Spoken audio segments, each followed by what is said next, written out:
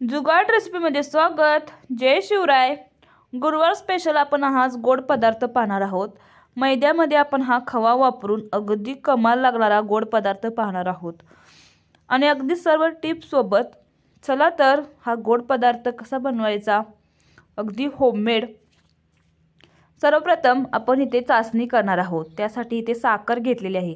आता साखरेचं सर्वप्रथम प्रमाण, जेवढा मैदा आहे तेवढी साखर घ्यायची. 1.5 वाटी मैदा घेतलेला आहे तर 1.5 वाटी साखर घ्यायची आणि पाणीही तेवढंच घ्यायचं, 1.5 वाटीच पाणी घ्यायचं. आता आपण 1 तारी पाक तयार करणार आहोत. त्यासाठी अगदी स्लो गॅसवरती आपण ही साखर पूर्ण विरघळून घ्यायची. आता इथे मी थोडासा food colour, orange food colour घातलेला आहे, अगदी थोडासा. आता हे मिक्स करून घ्यायचं. त्याचप्रमाणे अर्धा चम्मच वेलची पावडर आणि अर्धा चम्मच लिंबाचा रस घातलेला आहे, जे साखरेचे कण वरती राहणार नाहीत अशासाठी आपण लिंबाचा रस घातलेला आहे आणि अगदी 1 तारी पाक तयार केलेला आहे.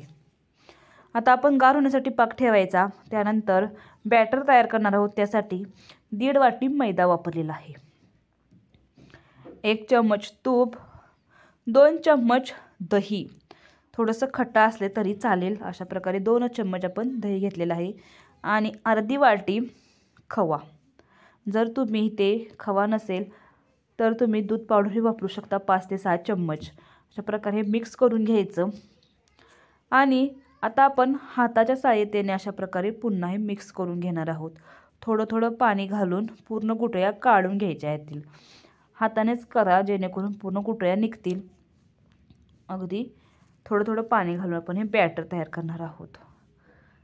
अगदी एकही गुठळी राहून देऊ नका. अशा प्रकारे अगदी अलगद आपण ही पीठ थोडंसं बीट करायचं आणि पूर्ण गुठळ्या अशा प्रकारे काढून घ्यायच्या. आता इथे अर्धा चम्मच खायचा सोडा वापरलेला आहे, अर्धा चम्मचपेक्षाही थोडासा कमीच घेतलेला आहे.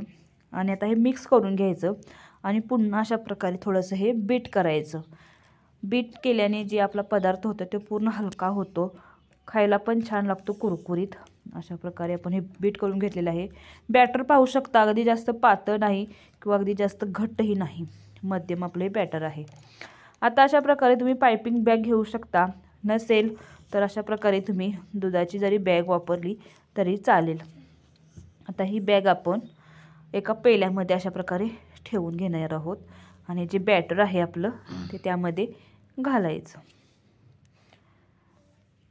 आता जो आपण कट मारणार आहोत तो अगदी छोटा कट मारायचा, जेणेकरून आपला जो पदार्थ आहे म्हणजे जिलेबी अगदी नाजूक पडेल. पाहू शकता अगदी मंद आचेवरती अशा प्रकारे आपण ह्या जिलेबी पाडून घ्यायच्या. अगदी छोटा कट मारायचा. जर मोठा मारला तर ह्या ज्या जिलेबी आहे त्या पूर्ण मोठ्या होतात. अशा प्रकारे अगदी छोटा कट मारून अगदी मंद आचेवरती आपण ह्या जिलेबी तळून घ्यायच्या. थोडाही गॅस मोठा नको, कारण जिलेबी लगेच करपते.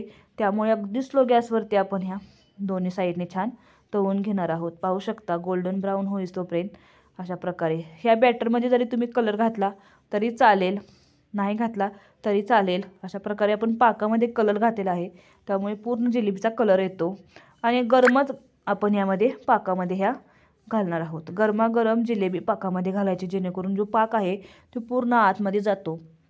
अगदी 5 मिनटं ठेवायच्या आणि अशा प्रकारे काढून घ्यायच्या.